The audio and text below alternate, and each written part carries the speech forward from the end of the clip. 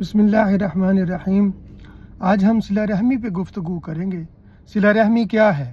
اپنے قریبی رشتہ داروں کے ساتھ حسن سلوک کرنا، ان کے دکھ سکھ میں شریک ہونا، اور اگر وہ تعلق توڑیں تب بھی ان سے جڑے رہنا۔ اللہ تعالیٰ ارشاد فرماتا ہے، ان اللہ یأمر بالعدل والاحسان وایتاء ذی القربی۔ یہ وہ آیت ہے جو اکثر جمعہ کے خطبہ میں پڑھی جاتی ہے۔ اس میں اللہ تعالیٰ نے عدل و احسان اور رشتہ داروں کے حقوق ادا کرنے کو اپنے بنیادی احکام میں شمار فرمایا۔ سورۃ اسراء آیت نمبر 26 میں فرمایا، وَآتِ ذِی الْقُرْبَى حَقَّهُ، اور رشتہ داروں کے مالی، اخلاقی اور معاشرتی حقوق ادا کرنے کا حکم فرمایا۔ اسی طرح سورۃ بقرہ آیت نمبر 83 میں اللہ تعالیٰ نے فرمایا، وَبِالْوَالِدَيْنِ إِحْسَانًا وَذِي الْقُرْبَى، اور والدین اور رشتہ داروں کے ساتھ احسان کرو۔ رسول اللہ صلی اللہ علیہ وآلہ وسلم نے فرمایا، جو شخص یہ چاہتا ہو کہ اس کے رزق میں کشادگی کی جائے اور اس کی عمر لمبی کی جائے تو اسے چاہیے کہ وہ صلہ رحمی کرے، رشتہ داروں سے اچھا سلوک کرے۔ صلہ رحمی کرنے والا وہ نہیں جو صرف بدلے میں اچھا سلوک کرے، بلکہ صلہ رحمی کرنے والا وہ ہے کہ جب اس سے رشتہ توڑا جائے تو وہ اسے جوڑے۔ آپ صلی اللہ علیہ وآلہ وسلم نے فرمایا، رحم رشتہ داری عرش الہی کو پکڑ کر کہتی ہے، یا اللہ جس نے مجھے جوڑا اللہ اسے جوڑے گا، اور جس نے مجھے توڑا اللہ اسے توڑے گا۔ یہ حدیث بتاتی ہے کہ صلہ رحمی صرف ایک معاشرتی اخلاق نہیں بلکہ اللہ تعالیٰ کے ساتھ تعلق کا معاملہ ہے۔ جب پہلی وحی کے وقت آپ صلی اللہ علیہ وآلہ وسلم گھبرا کر گھر تشریف لائے تو حضرت خدیجہ رضی اللہ تعالی عنہا نے آپ کو تسلی دیتے ہوئے سب سے پہلی صفت یہ بیان کی، اللہ کی قسم اللہ آپ کو کبھی تنہا نہیں چھوڑے گا، آپ تو صلہ رحمی کرتے ہیں، رشتہ داروں کے ساتھ بھلائی کرتے ہیں۔ مکہ کے بدترین دشمنوں کے ساتھ فتح مکہ کے موقع پر جب وہ قریش کے سامنے کھڑے تھے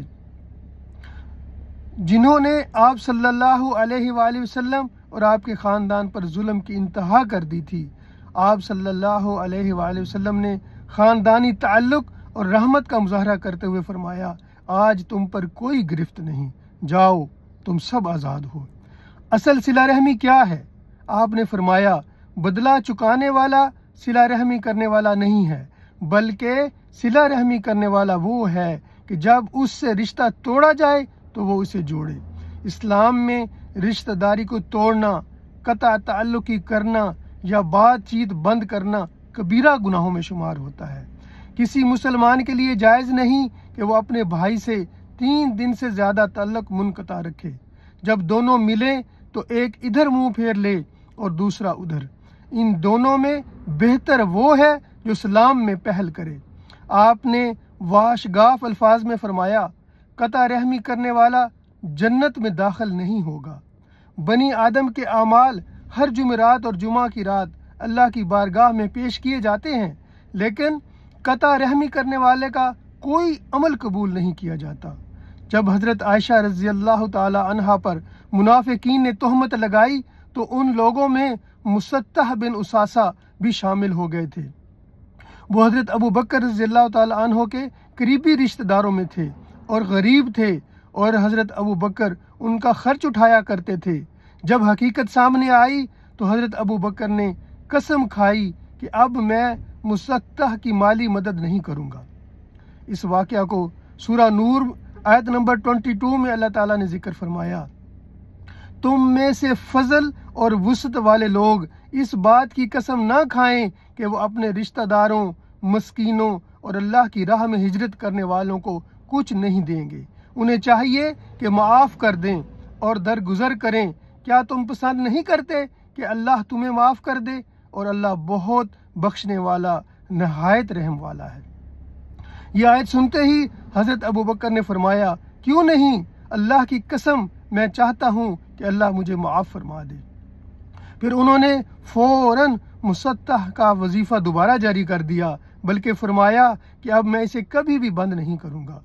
اگر حضرت ابو بکر صدیق اپنی بیٹی پر بہتان لگانے والے رشتہ داروں کو بھی اللہ کے حکم پر معاف کر سکتے ہیں، اگر رسول اللہ صلی اللہ علیہ وآلہ وسلم سلام اور صلح میں پہل کرنے والے کو بہترین قرار دیتے ہیں تو پھر ہم اپنی معمولی انا، ضد اور دنیاوی اختلافات کی وجہ سے برسوں رشتے کیوں توڑے رکھتے ہیں؟ اللہ تعالیٰ فرماتا ہے، کیا تم پسند نہیں کرتے کہ اللہ تمہیں معاف کر دے؟ اگر ہم اللہ کی معافی چاہتے ہیں تو ہمیں بھی معاف کرنا، درگزر کرنا اور صلہ رحمی اختیار کرنی ہوگی۔ اسلام صرف نماز، روزہ اور عبادات کا نام نہیں، بلکہ ٹوٹے ہوئے دل جوڑنے، ناراض رشتہ داروں کو منانے، معاف کرنے اور صلہ رحمی کا بھی دین ہے۔ جس شخص نے رشتہ داری کو جوڑا، اللہ تعالیٰ اس کے لیے اپنی رحمت کے دروازے کھول دیتا ہے، اور جو رشتہ داروں کو کاٹتا ہے، رشتوں کو کاٹتا ہے، وہ خود اپنے اوپر اللہ کی رحمت کے دروازے بند کر لیتا ہے۔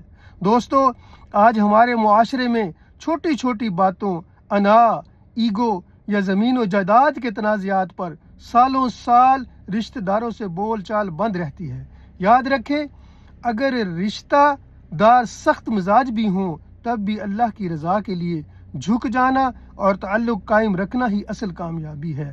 اگر ہم چاہتے ہیں کہ اللہ کا رحم ہم پر برسے تو ہمیں اپنے رشتہ داروں کو معاف کرنا ہوگا اور قطع رحمی سے بچنا ہوگا۔